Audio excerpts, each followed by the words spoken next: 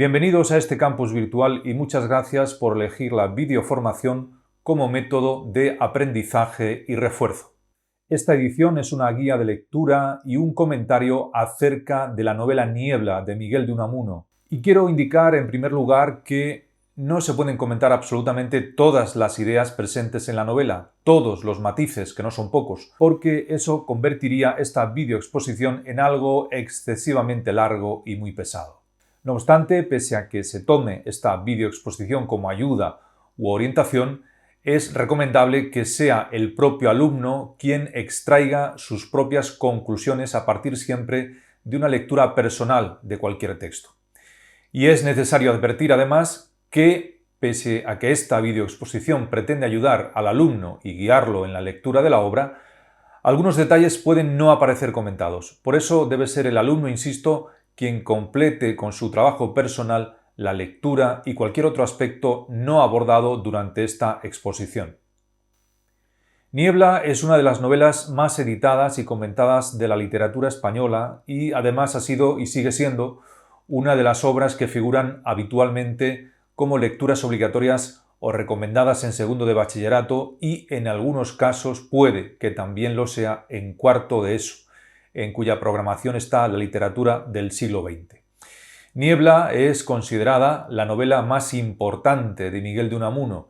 Sin duda es la más original, en la medida en que ejemplifica un aspecto muy poco habitual en la literatura, la relación entre el autor y sus personajes. No obstante, el tema de las relaciones entre el autor y los personajes ha sido abordado por otros escritores. A modo de ejemplo, voy a citar a dos. En España, Jacinto Grau escribió la obra de teatro El señor de Pigmalión, en la que los muñecos creados por un empresario teatral se rebelan finalmente contra él. Y en Italia, Luigi Pirandello escribió también una obra dramática en la que se trata esta relación autor-personaje. Y esa obra es 6 personajes en busca de autor, cuyo título es ya significativo y revelador.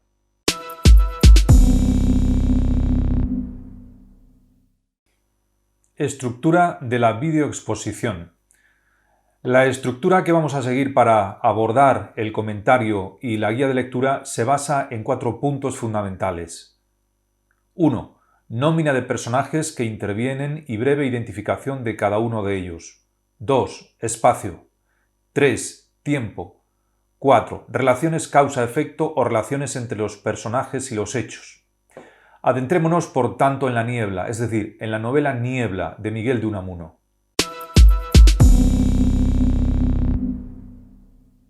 Comenzamos por la nómina de personajes que intervienen en Niebla. Los personajes que intervienen en Niebla, por orden de importancia, son estos. Augusto Pérez, el protagonista. Es un joven burgués, un señorito, que vive en una ciudad española cuyo nombre no se menciona. Tiene grandes preocupaciones existenciales. Con mucha frecuencia cree estar viviendo, metafóricamente, en una nebulosa, en una niebla. Eugenia Domingo del Arco es la mujer de quien se enamora Augusto Pérez. Eugenia tiene novio llamado Mauricio y esta joven vive en casa de sus tíos, don Fermín y doña Ermelinda, y se dedica a impartir clases de música. Víctor Gotti es amigo íntimo de Augusto Pérez. Está casado, pero solo al cabo de muchos años va a tener descendencia con su mujer, hecho que lo impulsa a escribir una novela onívola, algunos de cuyos fragmentos leerá a Augusto Pérez. Víctor Gotti sirve también, en cierto modo, de consejero de Augusto Pérez. Mauricio, novio de Eugenia, un joven al que no le gusta trabajar. Es un personaje secundario que será también falso novio, podríamos decir, de Rosario durante un breve periodo, según se deduce de lo que se nos narra. Rosario, la planchadora de Augusto Pérez. Es una joven que se enamora del protagonista. Puede decirse que Rosario, Augusto y Eugenia forman un triángulo amoroso. Rosario le hace ver a Augusto que Eugenia no es una buena mujer. Por su parte, Eugenia muestra ciertos celos fingidos, cuando Augusto Pérez se refiere a Rosario. Doña Ermelinda y don Fermín, los tíos de Eugenia. Don Fermín tiene ideas anarquistas y, en cierto sentido, también feministas. Doña Ermelinda es abiertamente partidaria de que Eugenia deje a su novio y se una a Augusto, por considerar a este mucho mejor partido que Mauricio. Antolín Sánchez Paparrigópulos, hombre erudito, a quien pide orientación a Augusto Pérez acerca de la psicología femenina. Este personaje es una parodia del historiador de la literatura Marcelino Menéndez Pelayo, el cual no caía bien a Unamuno porque no le gustaban sus investigaciones sobre la historia de la literatura. Es un personaje secundario. El propio Unamuno, que es el autor de la novela, es el siguiente personaje. En la medida en que Unamuno está dentro de la narración, debe considerarse personaje, independientemente de que el nombre y la dedicación profesional coincidan totalmente con el Miguel de Unamuno de la realidad. Es el que personifica el papel de demiurgo, de hacedor, de Dios en el sentido general, y es el que maneja a sus criaturas, a sus personajes, particularmente a Augusto Pérez. Don Avito, hombre ya anciano, profesor y científico, o sabio, es un viejo conocido de Augusto Pérez. Don Avito tuvo un hijo que al parecer se suicidó. Es también un personaje secundario. Margarita, la portera del edificio donde vive Eugenia. Es un personaje igualmente de escasa importancia, pues solo transmite cierta información a Augusto Pérez. Y finalmente Orfeo, el perro, que soporta los monólogos de Augusto Pérez. Orfeo fue recogido en la calle.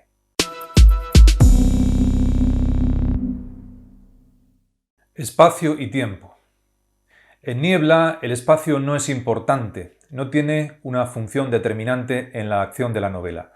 Aún así, diremos que los espacios que aparecen en la obra son la casa de Augusto Pérez, la casa de Eugenia, situada concretamente en la avenida de la Alameda número 58, la casa o el despacho de Unamuno, la calle de la ciudad donde viven Augusto Pérez y el resto de personajes, salvo Miguel de Unamuno, y alguna plaza sin nombre por donde pasea el protagonista. Además de la iglesia de San Martín concretamente, según se menciona en la novela, donde se encuentra Augusto Pérez con Don Avito.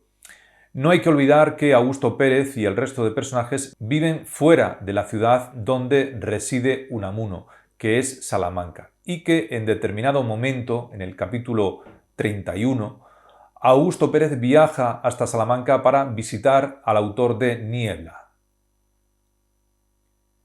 El tiempo.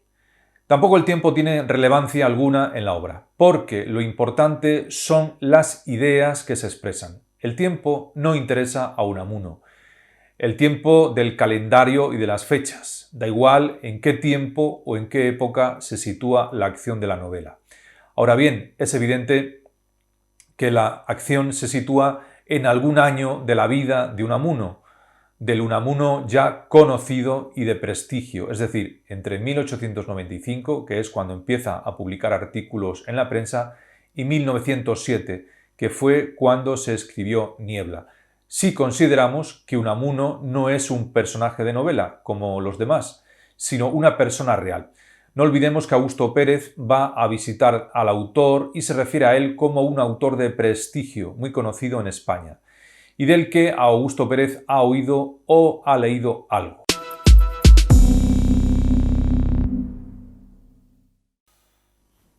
Relaciones de causa-efecto o relaciones entre los personajes y los hechos.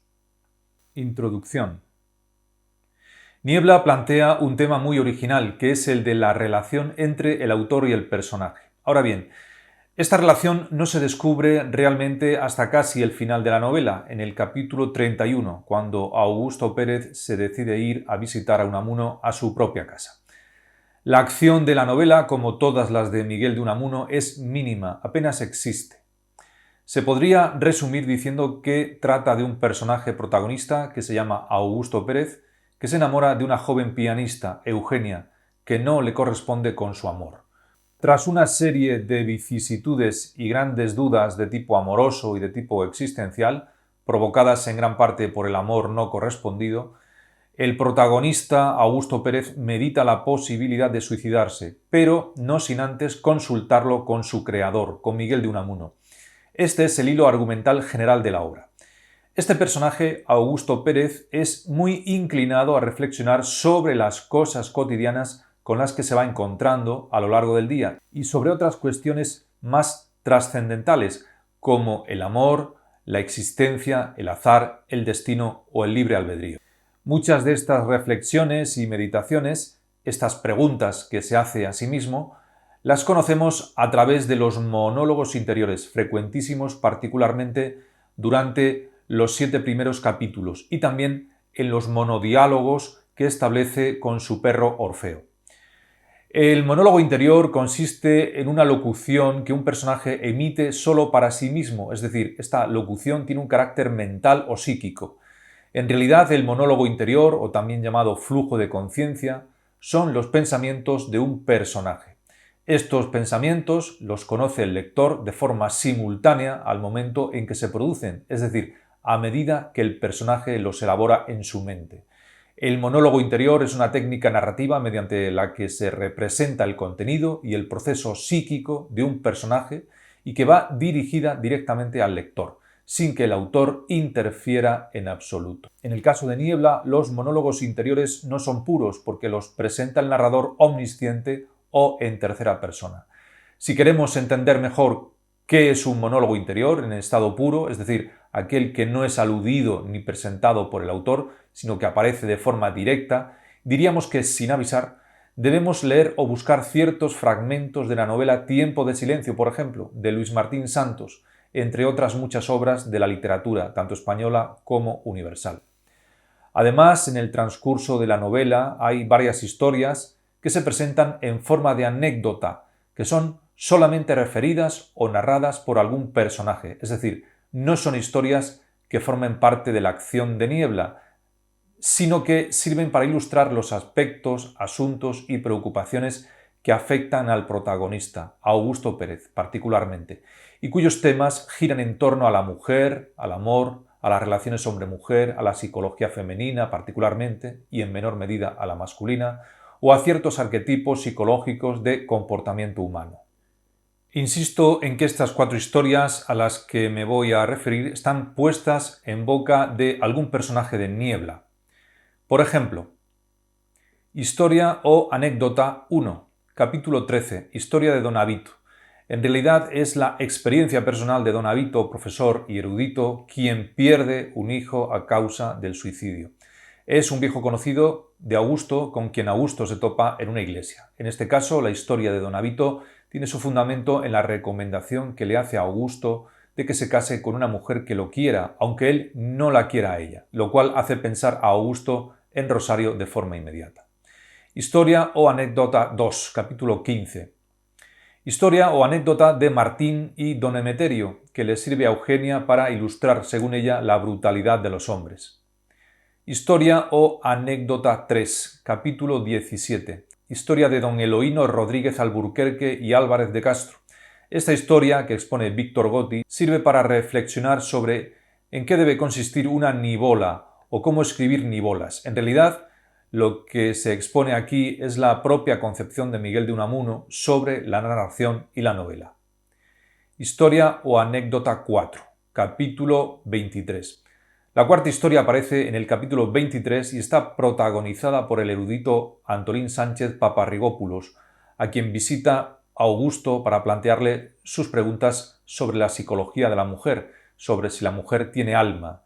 Esta cuestión concluye, siempre según la teoría de este personaje, Paparrigópulos, en una teoría de un erudito holandés del siglo XVII. La mujer tiene mucha más individualidad que personalidad. Esto es más individual que el hombre, pero con menos contenido que el hombre, dice este sabio erudito.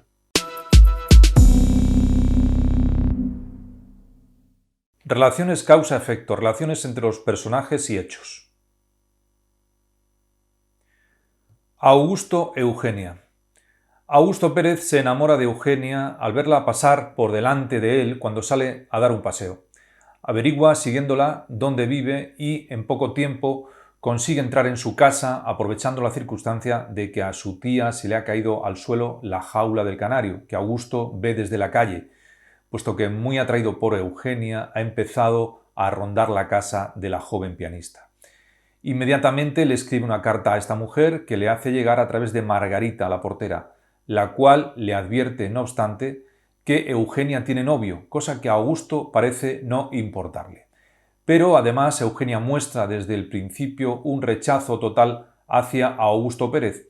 A partir del momento en que la tía de Eugenia, Ermelinda, conoce a Augusto, intenta, en cierto modo, hacerle ver a su sobrina que Augusto es un buen partido. Augusto Pérez insiste en las visitas a la casa de Eugenia, recibe el beneplácito de los tíos de la joven, que no aprueban el noviazgo de Eugenia con Mauricio, pero ella le hace ver en una de estas visitas que sus tíos, don Fermín y doña Ermelinda, le han hecho concebir una serie de esperanzas con respecto a su amor, pero que en realidad él está engañado. En definitiva, Augusto, pese a los inconvenientes, declara a los tíos de Eugenia que está dispuesto a sacrificarse por la felicidad de ella, porque mi felicidad consiste en que ella sea feliz, según dice Augusto. Y esto de la felicidad de Eugenia viene a cuento también porque Augusto libera totalmente la hipoteca que Eugenia está pagando por su casa. Evidentemente, esto se trata de un gesto material de Augusto que de alguna forma quiere conseguir que Eugenia se vincule a él de por vida, como ella llega a decir, para comprar su cuerpo pero no su alma.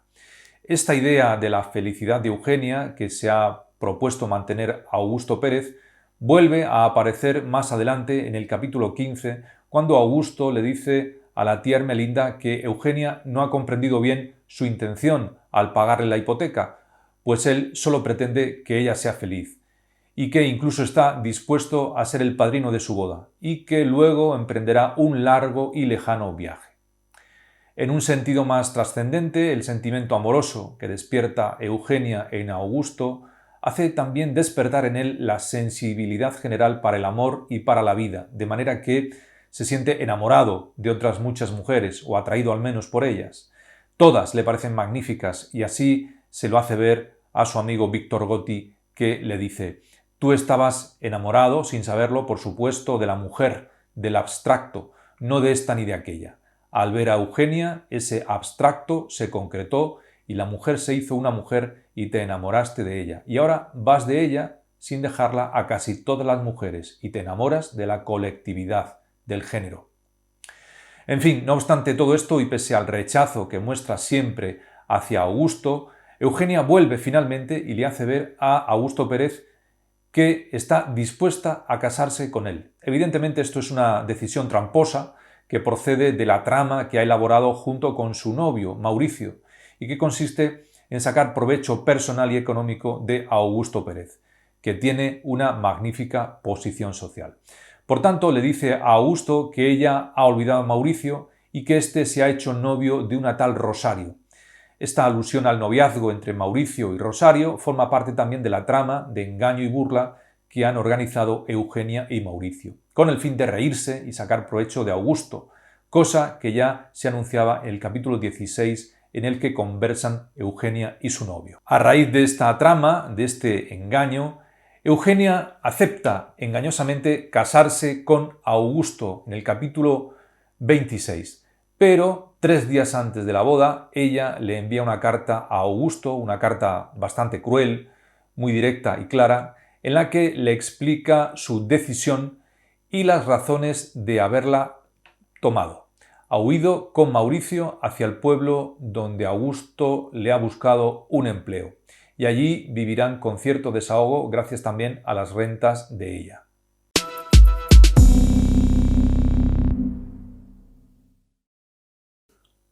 Augusto Rosario. Esta relación se establece en función de que Augusto se siente atraído por muchas mujeres. Rosario, la joven que le plancha la ropa a Augusto, es una de ellas. De hecho, en una de las visitas a la casa del joven señorito se produce un enamoramiento también o una atracción mutua.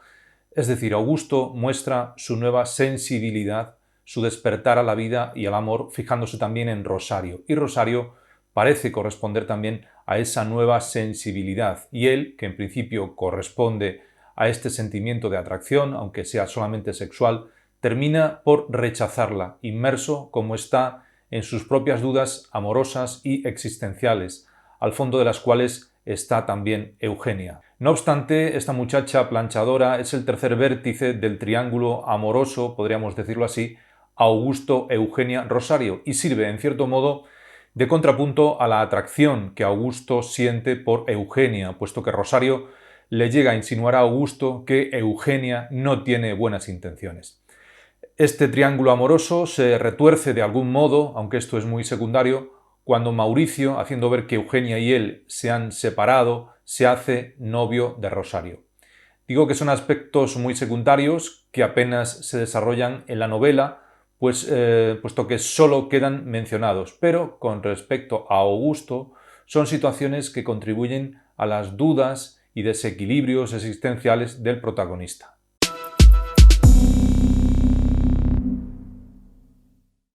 Augusto Víctor Gotti.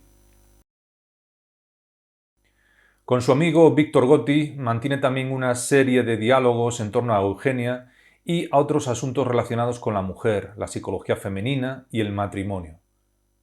Por ejemplo, en el primer encuentro con Víctor Gotti en la novela, ambos juegan una partida de ajedrez. Esta partida le hace reflexionar a Augusto sobre el ser humano en el sentido de que las personas somos como piezas de ajedrez dirigidas por una mano poderosa. En función del juego del ajedrez, Augusto se pregunta, por ejemplo, si la vida es un juego o no lo es, y expresa que sería deseable que el ser humano pudiese regresar y dar marcha atrás a sus decisiones, tal y como sucede en el ajedrez, que se puede devolver la pieza a su posición anterior en el caso de que el jugador compruebe un error en su movimiento o una mejor opción. Claro está, si no se siguen las normas profesionales.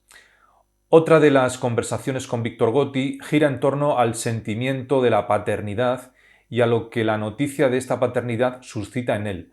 El matrimonio de Víctor Gotti, de alguna forma, se desestabiliza, puesto que ya se ha acostumbrado durante muchos años a vivir sin hijos, de forma que a la criatura la llaman el intruso. Otro de los temas que surgen en la conversación con Víctor Gotti es el de la figura de la madre. Para Víctor Gotti, el hecho de haberse casado significó volver a tener madre, según él. De manera que Augusto, ahora que está enamorado de Eugenia y se casará con ella, o eso cree, tendrá una madre de nuevo, según asegura su amigo Víctor Gotti. Estos últimos son temas freudianos, del psicoanálisis, o bien simplemente de origen psicológico, reflexivo o meditativo, muy propio de todos los personajes de la novela y de otras novelas de Unamuno, de otras nivolas, según hemos indicado. Víctor Gotti y la nivola. En el capítulo 17, Víctor Gotti expone, a raíz de la historia de don Eloíno Rodríguez Alburquerque y Álvarez de Castro, según hemos comentado antes, la teoría de la nivola, que en realidad es la teoría literaria de Unamuno en torno a la novela. Esta teoría nos sirve justamente para comprender qué entendía Miguel de Unamuno por nivola. Las nivolas, nos dice Víctor Gotti, en primer lugar, no tienen argumento. En segundo lugar, en ellas los personajes se van haciendo según obren y hablen. Y en tercer lugar, hay mucho diálogo.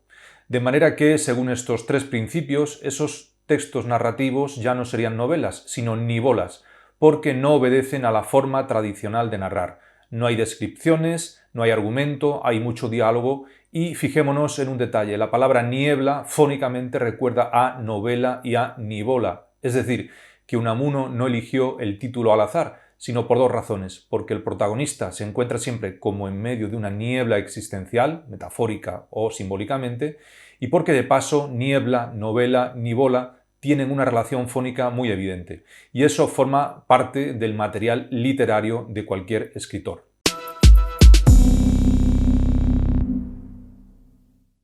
Augusto y Orfeo, su perro. Orfeo, el perro que Augusto encuentra en la calle y recoge en su casa, le sirve como apoyo en sus reflexiones y meditaciones. Particularmente en lo que se refiere a Eugenia, puesto que le confiesa sus sentimientos hacia ella, o confidencias sobre el amor, puesto que Eugenia no lo ama, según hemos dicho. Pero estos pensamientos expresados en voz alta son también de tipo existencial o filosófico. Le habla a Orfeo sobre las ideas de la fortuna, pero fortuna como sinónimo de destino, el azar, el destino, o sobre si los seres humanos somos dueños o no de nuestra propia vida, la eternidad, el tiempo y esa niebla, ese sentimiento nebuloso que es para él su propia vida. Este sentimiento de vivir en una niebla constante pone de relieve la dualidad que siente Augusto en torno a la realidad. Para él existe otra realidad, otro mundo distinto al que vive, de manera que, dice, allá dentro, muy dentro, en las entrañas de las cosas, se rozan y friegan la corriente de este mundo con la contraria corriente del otro, y de este roce y friega viene el más triste y el más dulce de los dolores, el de vivir. Además, le transmite al perro sus pensamientos acerca de la incertidumbre sobre sí mismo, sobre su propia existencia. Muchas veces se me ha ocurrido pensar, Orfeo, que yo no soy, e iba por la calle antojándoseme que los demás no me veían, y otras veces he fantaseado que no me veían como me veía yo.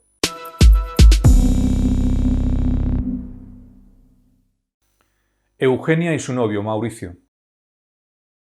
Mauricio es un joven al que no le gusta trabajar, pese a que Eugenia le insta constantemente a que busque trabajo.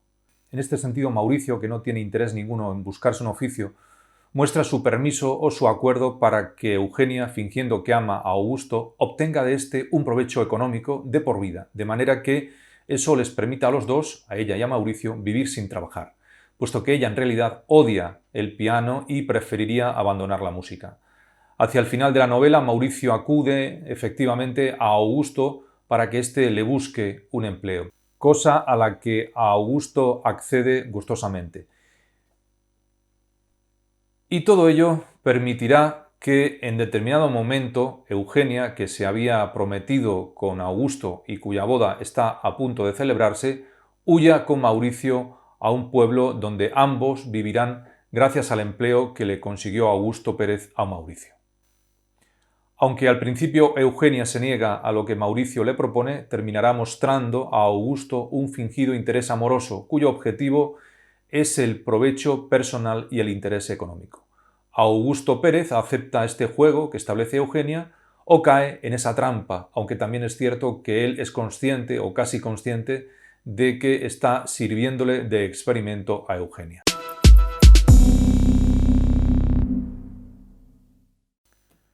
Augusto Pérez Unamuno.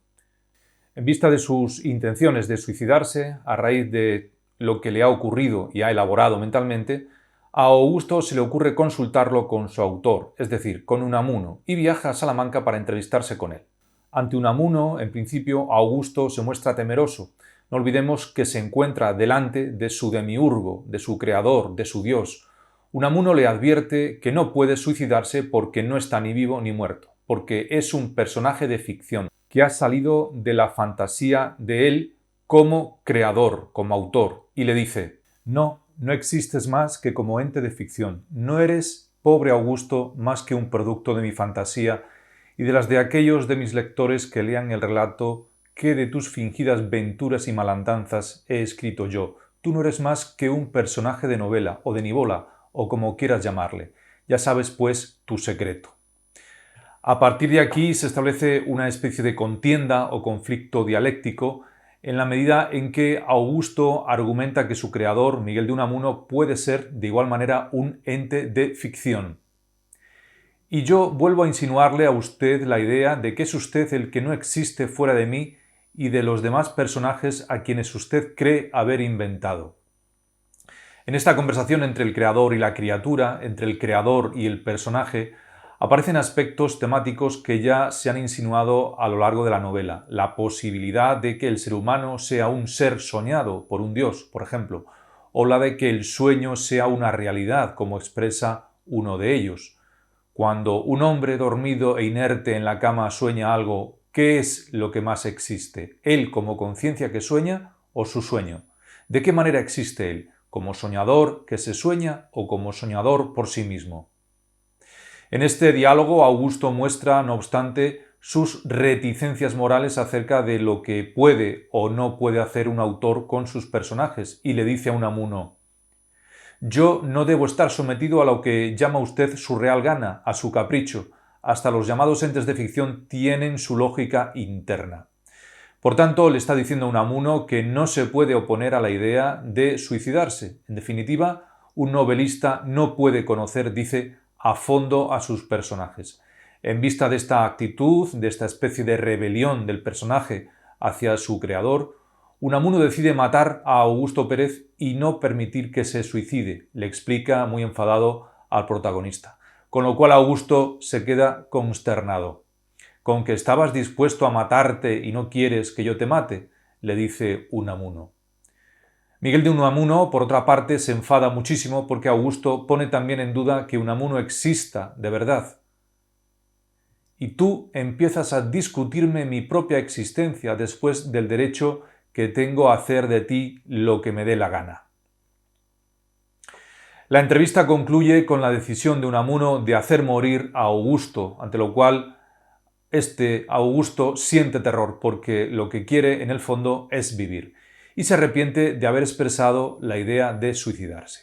Quiere vivir la vida que sea, aunque vuelva a ser burlado. Sin embargo, Augusto no deja de batallar al expresar a Unamuno que si lo mata, si lo deja morir, también Dios dejará de soñarle y por lo tanto morirá. Porque usted, mi creador, mi don Miguel, no es usted más que otro ente nivolesco y entes nivolescos sus lectores, lo mismo que yo, que Augusto Pérez, que su víctima. Augusto, por tanto, se siente víctima y arremete con la idea de que todos van a morir. Morirá usted y morirán todos los que me piensen. A morir, pues.